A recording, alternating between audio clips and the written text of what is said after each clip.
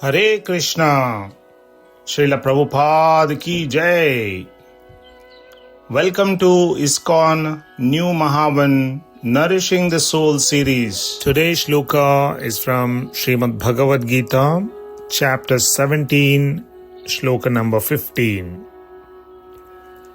Anudvegakaram vakyam Anudvegakaram vakyam Anudvegakaram vakyam Anudvegakaram vakyam Satyam priyahitam chayat Satyam priyahitam chayat Satyam priyahitam chayat Satyam priyahitam chayat Swadhyaya abhyasanam chaiva Swadhyaya abhyasanam chaiva Swadhyaya abhyasanam chaiva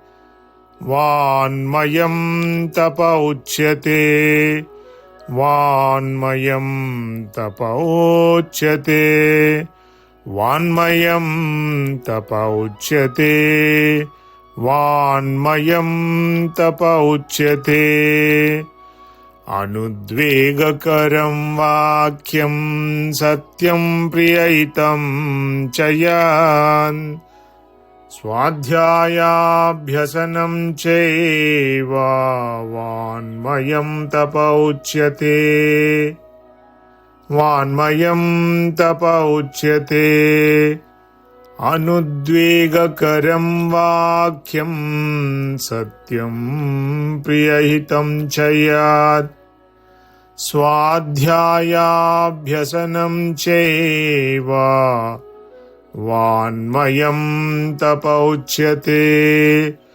Vanmayam tapa uchyate.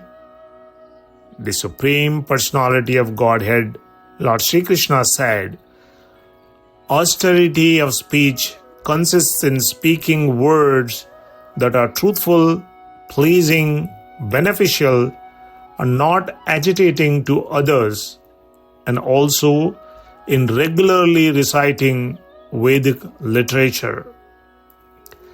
Austerity of speech consists in speaking words that are truthful, pleasing, beneficial, and not agitating to others, and also in regularly reciting Vedic literature. Please like and follow ISKCON New Mahavan on Facebook, Instagram, YouTube for your daily soul nourishment. Hare Krishna, Krishna Krishna, Hare Hare, Hare Rama, Rama Rama, Hare Hare.